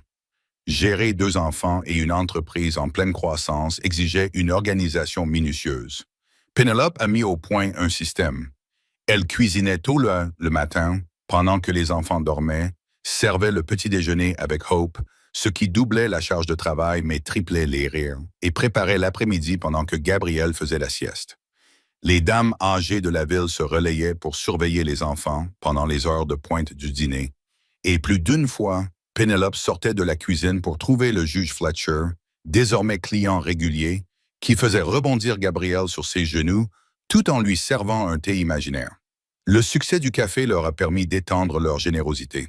Chaque dimanche, des panières de pain de la veille et des restes de ragoût étaient envoyés à l'orphelinat.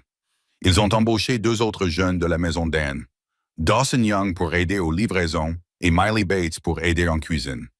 Lorsque l'hiver rigoureux de 1887 apporta des difficultés inhabituelles, ils ouvrirent leurs portes à tous ceux qui avaient besoin d'un repas chaud. Le paiement était facultatif. « Nous faisons une différence, » dit Penelope un soir de neige, en regardant Collins découper la dinde pour une table remplie de voyageurs bloqués. « Nous ne servons pas seulement de la nourriture, nous créons un endroit où les gens se sentent chez eux. C'était le plan depuis le début, » répondit-il en lui volant un rapide baiser lorsqu'il passa derrière elle.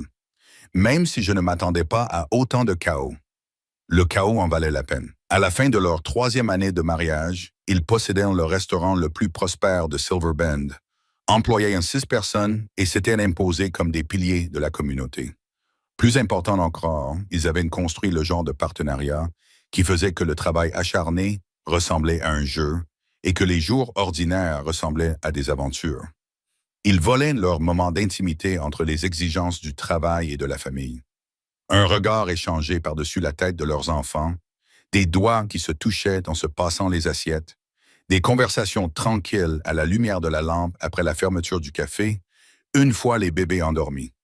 La passion qui avait éclaté entre eux dans la cuisine le premier soir s'était transformée en quelque chose de plus profond et de plus durable, comme des braises qui pouvaient s'enflammer d'un simple souffle.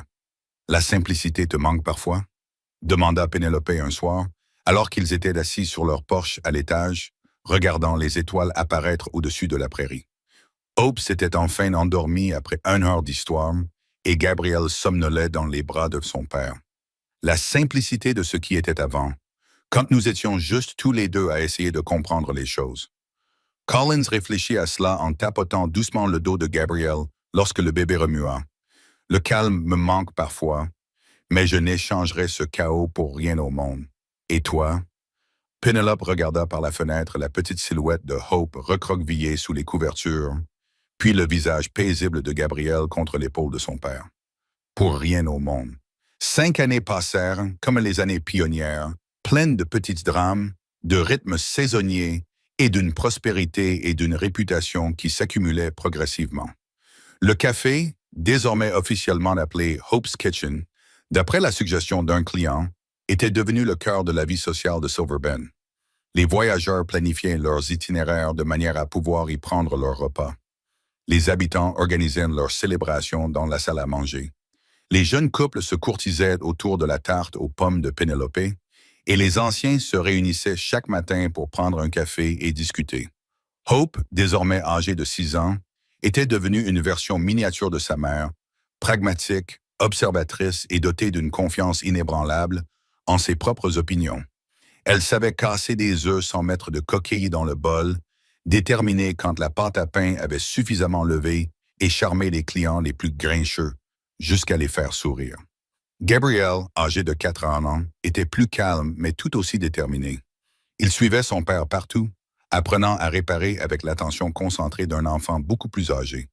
La famille s'était installée dans une routine confortable. Collins travaillait toujours comme contremaître à Double Creek, mais il avait acheté son propre petit troupeau qu'il faisait paître sur des terres qu'il avait acquises à l'est de la ville.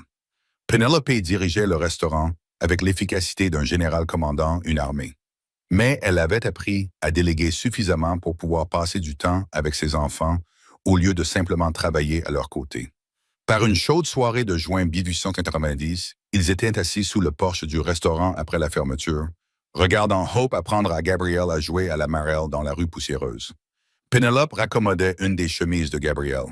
Le garçon usait beaucoup ses vêtements, tandis que Collins sculptait un nouveau cheval en bois pour la collection de son fils. Une lettre est arrivée aujourd'hui. Collins l'a mentionné avec désinvolture depuis Kansas City. Penelope a interrompu son ouvrage. Elle n'avait pas eu de nouvelles de Kansas depuis des années, pas depuis qu'elle avait écrit pour informer les anciens voisins de sa sœur de son mariage et de sa nouvelle adresse. Bonne ou mauvaise nouvelle? Cela dépend du point de vue. Votre beau-frère est décédé l'hiver dernier. De la tuberculose, son avocat a essayé de vous localiser au sujet de l'héritage. L'héritage? Pénélope posa son ouvrage. Quel héritage? Apparemment, il possédait plus de biens que tout le monde ne le pensait. Une pension de famille, 2 immeubles commerciaux et une coquette somme à la banque. Comme il n'avait pas d'autres familles, tout vous revient. Collins s'efforçait de garder un ton neutre, assez pour acheter la moitié de Silver Bend si vous le vouliez. Penelope resta silencieuse pendant un long moment, regardant ses enfants jouer. Hope avait renoncé à apprendre à Gabriel à jouer à la marelle et construisait maintenant des villes élaborées dans la terre pour ses animaux en bois. « Que ferions-nous de la moitié de Silver Bend? » demanda-t-elle finalement.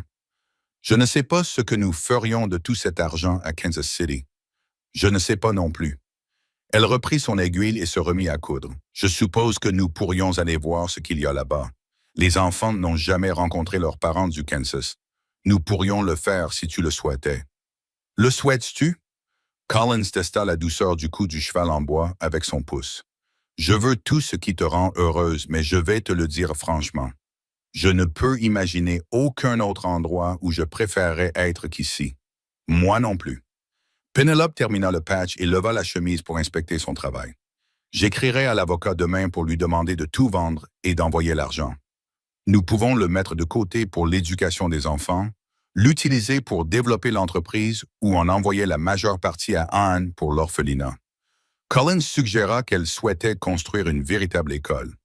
Penelope sourit. Ou alors, ils s'assirent dans un silence confortable, écoutant les rires des enfants et les bruits du soir dans la ville qui s'endormait. Le sifflet d'un train résonna depuis la gare lointaine. Quelque part dans la rue, un piano jouait une valse. L'air sentait la poussière et l'herbe de la prairie, ainsi que les arômes persistants provenant de la cuisine du restaurant.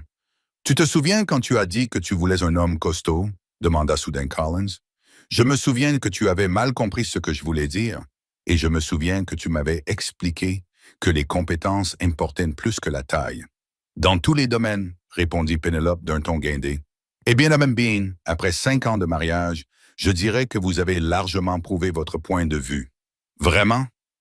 Elle mit de côté son ouvrage et se rapprocha de lui sur la balancelle. « De quelle manière précisément? » « Vos talents de cuisinière ont transformé un café en déclin en le meilleur restaurant de 3 comtés. Ton talent pour gérer l'argent nous a transformés de jeunes mariés fauchés en propriétaires fonciers. Ton talent avec les enfants a transformé 2 petits bébés en les meilleurs enfants de Silver Bend. » Il posa son couteau et la serra contre lui. « Et ton talent pour aimer a transformé un cowboy rustre en un homme qui mérite vraiment ce qu'il a. » Collins Bean, vieux charmeur.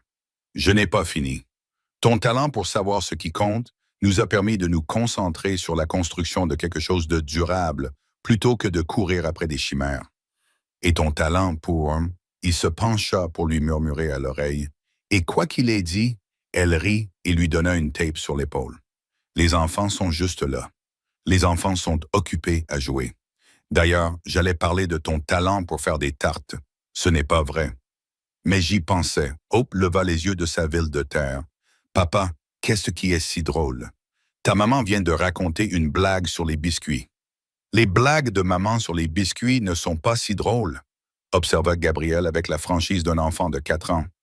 Ton papa a un sens de l'humour très simple, expliqua Penelope. Il n'arrive pas vraiment à garder son sérieux. Lorsque les étoiles apparurent, ils rassemblèrent les enfants et montèrent dans leur chambre au-dessus du restaurant. La routine du soir était bien établie. Bain, histoires avant de se coucher, prières et dernier baiser avant de dormir.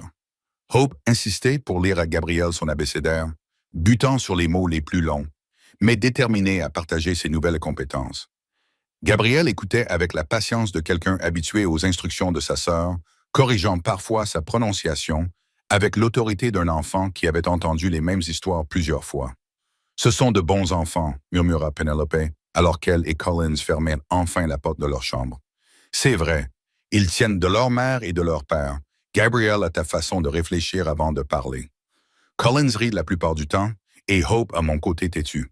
Tout à fait. Ils se tenaient à la fenêtre de leur chambre, regardant la ville qu'ils avaient contribué à façonner. Silver Bend n'était plus l'ensemble de bâtiments rudimentaires qu'ils avaient trouvés 6 ans auparavant. Des lampes à la gare bordaient désormais Main Street. Une véritable école avait été construite à l'emplacement des terrains vagues. L'orphelinat avait été agrandi à 2 reprises, en partie grâce à l'argent de l'héritage que Penelope avait effectivement envoyé à Anne Wyatt. « Penses-tu qu'ils resteront ici quand ils seront grands ?» se demanda Penelope à voix haute. « Ou voudront-ils découvrir ce qu'il y a au-delà des montagnes? » « Peu importe, » répondit Colin en l'enlaçant par derrière. « La maison n'est pas un endroit que l'on ne quitte jamais. C'est un endroit où l'on peut toujours revenir. » De l'étage inférieur leur parvint le bruit de quelqu'un qui essayait d'ouvrir la porte du café, alors qu'il était fermé depuis des heures. Colin soupira et attrapa ses bottes. « Je vais voir qui c'est. C'est probablement Dawson qui a encore oublié son chapeau, » dit Penelope, mais elle le suivit quand même en bas. Ton talent pour la cuisine a transformé un café en faillite en le meilleur restaurant des 3 comtés. Ton talent pour gérer l'argent nous a transformés de jeunes mariés fauchés en propriétaires fonciers.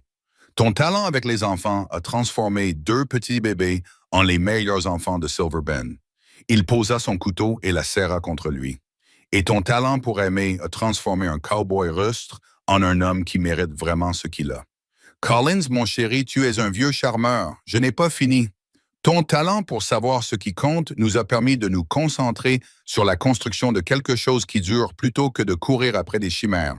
Et ton talent pour... Il se pencha pour lui murmurer à l'oreille, et ce qu'il dit la fit rire, et lui donner une tape sur l'épaule. Les enfants sont juste là. Les enfants sont occupés à jouer. D'ailleurs, j'allais parler de ton talent pour faire des tartes. Ce n'est pas vrai. Mais j'y pensais. Hope leva les yeux de sa ville de terre. Papa, qu'est-ce qui est si drôle? Ta maman vient de raconter une blague sur les biscuits. Les blagues de maman sur les biscuits ne sont pas si drôles, observa Gabriel avec la franchise d'un enfant de 4 ans. Ton papa a un sens de l'humour très simple, expliqua Pénélope. Il n'arrivait pas à garder son sérieux. Lorsque les étoiles apparurent, ils rassemblèrent les enfants et montèrent dans leur chambre au-dessus du restaurant. La routine du soir était bien établie. Bain, histoire avant de se coucher, prière et dernier baiser avant de dormir. Hope insistait pour lire à Gabriel son abécédaire, butant sur les mots les plus longs, mais déterminé à partager sa nouvelle compétence. Gabriel écoutait avec la patience de quelqu'un habitué aux instructions de sa sœur, corrigeant parfois sa prononciation, avec l'autorité d'un enfant qui avait entendu les mêmes histoires plusieurs fois. Ce sont de bons enfants, murmura Penelope alors qu'elle et Colin fermaient enfin la porte de leur chambre. C'est vrai, ils tiennent de leur mère et de leur père. Gabriel a ta façon de réfléchir avant de parler. Collins rit la plupart du temps, et Hope à mon côté têtu. Tout à fait. Ils se tenaient à la fenêtre de leur chambre, regardant la ville qu'ils avaient contribué à façonner. Silver Bend n'était plus l'ensemble de bâtiments rudimentaires qu'ils avaient trouvés 6 ans auparavant. Des lampes à agar bordaient désormais Main Street. Une véritable école avait été construite à l'emplacement d'anciens terrains vagues. L'orphelinat avait été agrandi à 2 reprises, en partie grâce à l'argent de l'héritage que Penelope avait effectivement envoyé à Anne Wyatt. « Penses-tu qu'ils resteront ici quand ils seront grands? » se demanda Penelope à voix haute. « Ou voudront-ils découvrir ce qu'il y a au-delà des montagnes? » « Peu importe, répondit Colin en l'enlaçant par derrière. La maison n'est pas un endroit que l'on ne quitte jamais. C'est un endroit où l'on peut toujours revenir. De l'étage inférieur leur parvint le bruit de quelqu'un qui essayait d'ouvrir la porte du café alors qu'il était fermé depuis des heures. Colin soupira et attrapa ses bottes. « Je vais voir qui c'est probablement Dawson qui a encore oublié son chapeau, » dit Penelope. Mais elle le suivit quand même en bas. Ils trouvèrent le juge Fletcher sous le porche, l'air inhabituellement agité pour un homme qui avait vu toutes sortes de situations chaotiques à la frontière. Son manteau de voyage était poussiéreux et sa barbe, d'ordinaire impeccable, avait besoin d'être taillée. Dit le juge Collins en ouvrant la porte plus largement. « Entrez, vous avez l'air d'avoir besoin d'un café. J'aurais besoin de quelque chose de plus fort, admit Fletcher en entrant. Mais un café fera l'affaire. Je viens de faire le trajet depuis Copper Falls avec des nouvelles qui ne pouvaient attendre demain matin. » Penelope se dirigeait déjà vers la cuisine. « Asseyez-vous. Je vais mettre la cafetière en route. »« Quel genre de nouvelles? » demanda Collins en s'installant en face du juge à leur plus grande table. Fletcher se frotta les tempes. « Le chemin de fer va passer par Silver Bend.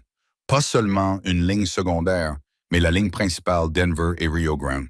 Ils sont en train d'étudier le tracé définitif. » Penelope s'interrompit dans sa mesure du café moulu. C'était en effet une grande nouvelle. Le chemin de fer allait tout transformer, attirer plus de monde, plus d'activités, plus d'opportunités. Il allait aussi apporter des changements qu'ils ne pouvaient pas prévoir. « Quand, demanda-t-elle, la construction commence au printemps prochain. » Les premiers trains circuleront à Noël 91, si tout se passe comme prévu. Tous 3 restèrent assis en silence un moment, absorbant les implications. Finalement, Collins prit la parole. « Qu'est-ce que cela signifie pour des gens comme nous, propriétaires de petites entreprises? » « Cela dépendra de votre intelligence, » répondit Fletcher sans détour. « Certains prospéreront au-delà de leurs rêves les plus fous. D'autres seront engloutis par la concurrence venue de l'Est. La clé est de se positionner correctement avant que le changement ne survienne. » Penelope versa 3 tasses de café et les rejoignit à table. Quel type de positionnement? Fletcher se pencha en avant.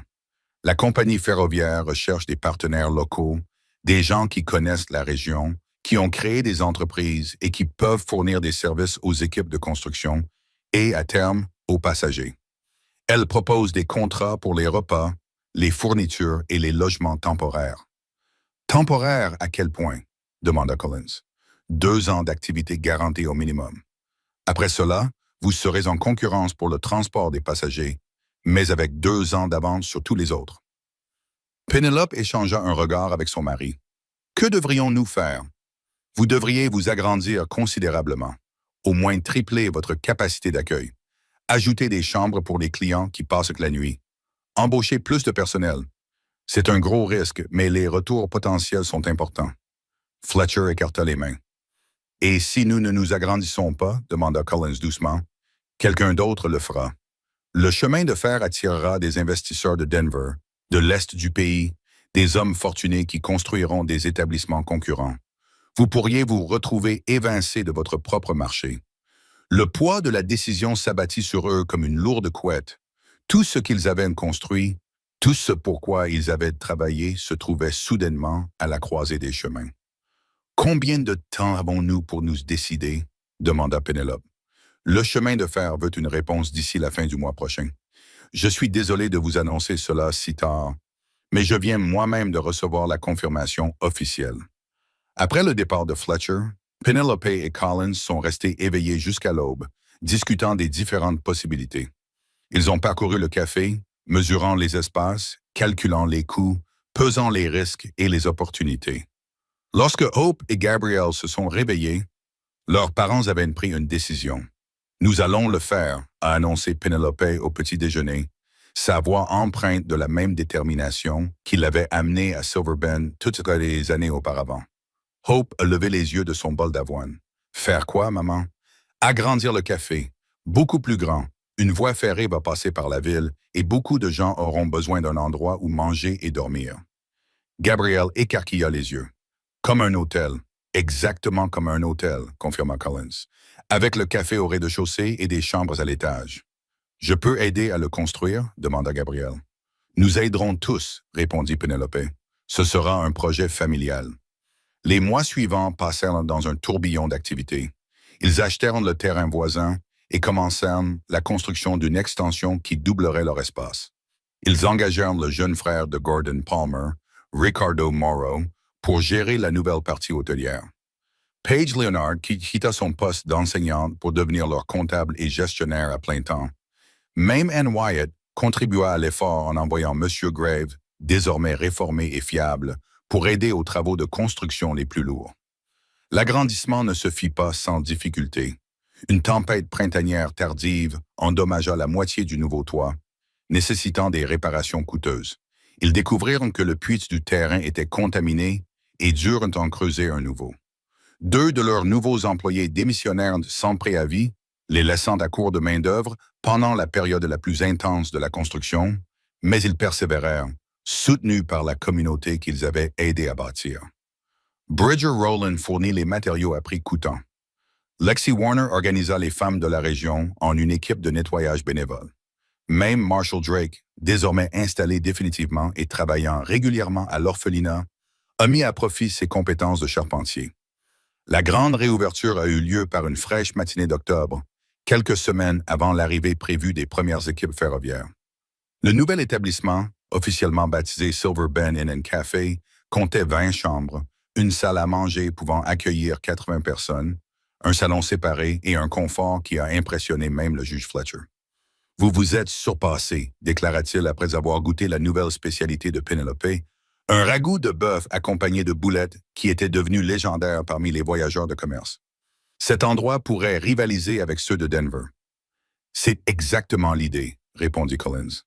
Mais son sourire était modeste. Le succès n'avait pas changé sa nature profonde. Les équipes ferroviaires arrivèrent en novembre. Des hommes rudes et affamés qui travaillaient 14 heures par jour et mangeaient comme des loups. Les chambres de l'auberge se remplirent immédiatement et la salle à manger fonctionnait à 3 services pour chaque repas. Penelope embaucha 2 cuisiniers supplémentaires et élargit le menu. Collins fit venir des employés supplémentaires pour faire face à l'augmentation des besoins en matière de blanchisserie et de nettoyage.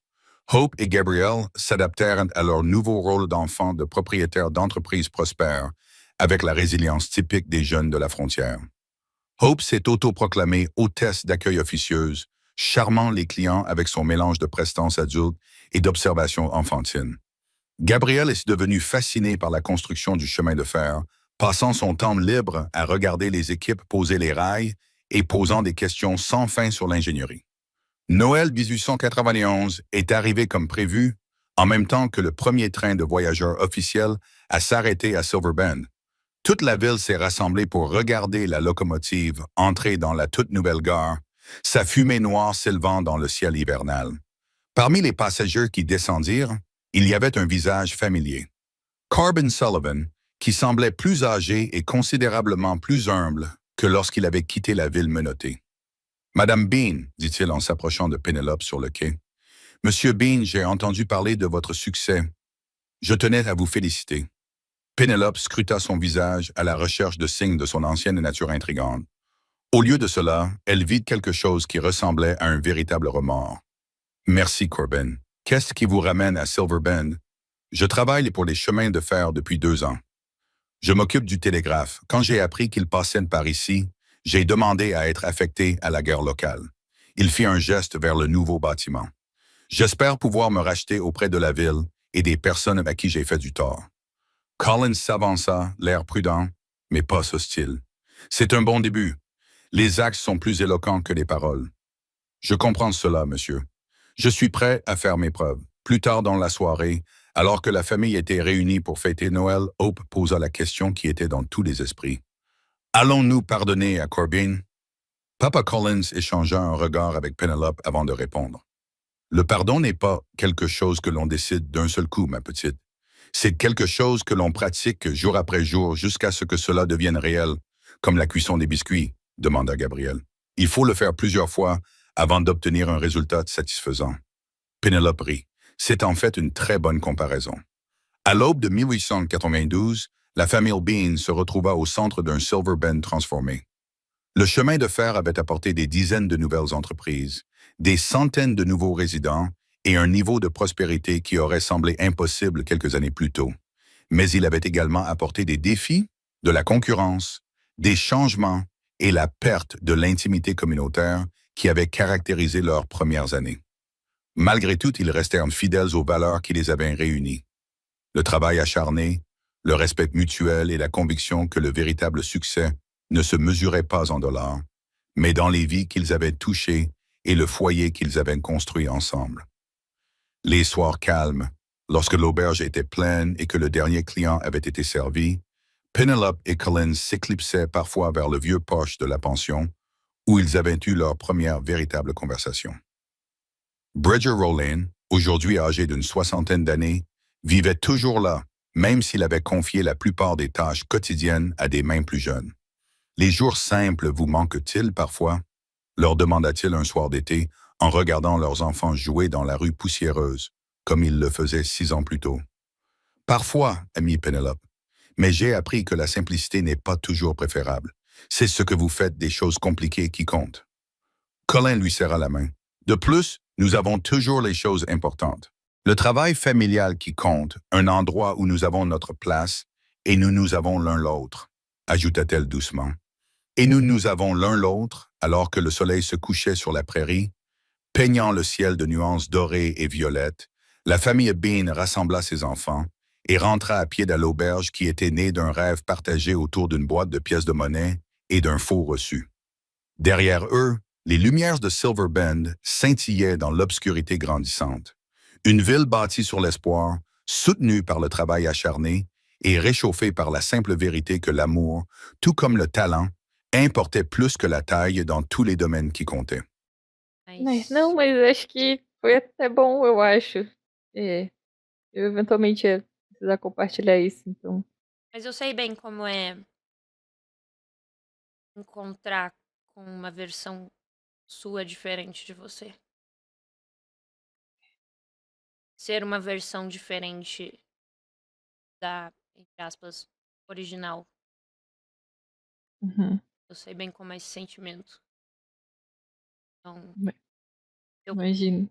eu posso te ajudar num momento como esse. É dizer que é muito importante você colocar na sua cabeça que, por mais que essa figura que você enxerga como alguém muito ruim pareça muito com você e possa até ser você de outra realidade, você não é a mesma pessoa que ela. Você é completamente diferente. Você é outra Nogal, você não é aquela Nogal. É isso que me pega, sabe, tipo, se eu sei que em cada realidade a gente vive em condições diferentes e tem escolhas diferentes que nos levam a rumos diferentes. Se, na essência, a gente tem qualquer semelhança, por que que em algum momento ela topou fazer isso, sabe? Não pensa dessa forma. Pensa sem ser os fatores científicos de cada lugar, mas pensa que as pessoas esperam que você seja um certo alguém. Você não precisa ser o certo alguém que as pessoas esperam que você seja. Talvez o Araldo tinha escrito na máscara que queria muito conhecer você e encontrar no Faxo que vocês trabalhavam muito bem na Altatec e tal. Você não é aquilo que o Araldo espera que você seja. Você é o que você escolheu pra você ser. Eu acho que o que eu mais passei quando eu apareci foi pessoas suporem que eu era a mesma Bagi que abandonou tudo que ela tinha e se apagou por completo.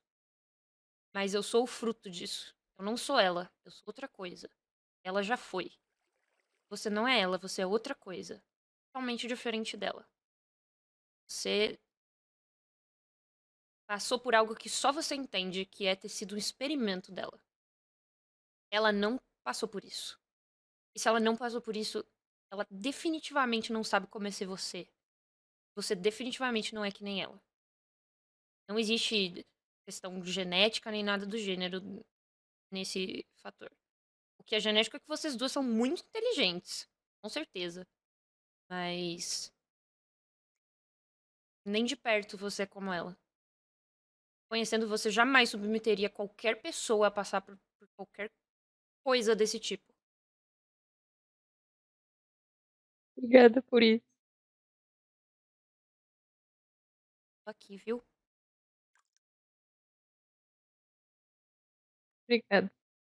É uma sensação muito estranha, muito, muito, muito estranha. Eu sei.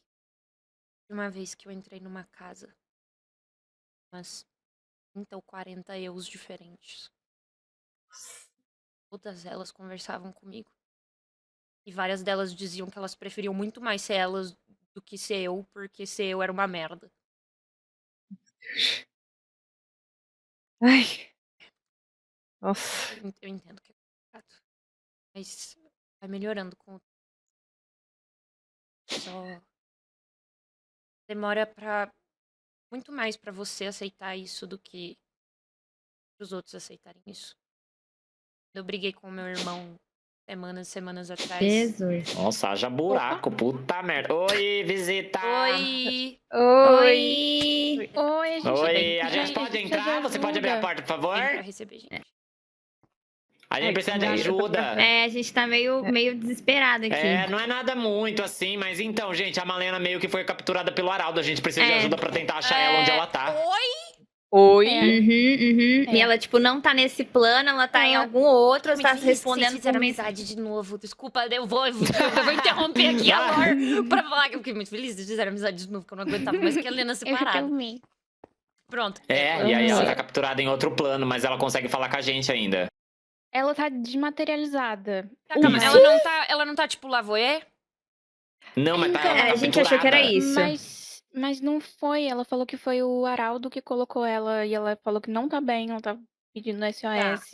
E a dica que ela deu foi dimensão. Tá em outra Ela- dimensão. Uhum. É, É, mas ela- dimensão, aham. Tá. É porque assim, ontem a Clara Santos me botou em Lavoie pra eu ir atrapalhar um treinamento de obstinados na Souza dos Macedo. Olha, Quem pegou ela não foi o J. Macedo, foi o Araldo. É isso? olha. Foi o Araldo, ela falou. Falou Araldo. Araldo. Tá. Escreveu Araldo. Escreveu. Mas Mas se aí a a gente Clá tem perguntou esse pra poder... Exato, a gente perguntou pra ela quem seria a melhor pessoa. A gente deduziu com ela, né? Porque foi meio que uma dedução de perguntas que a gente foi É. fazendo. E a Clara Santos pode ter uma possibilidade, talvez,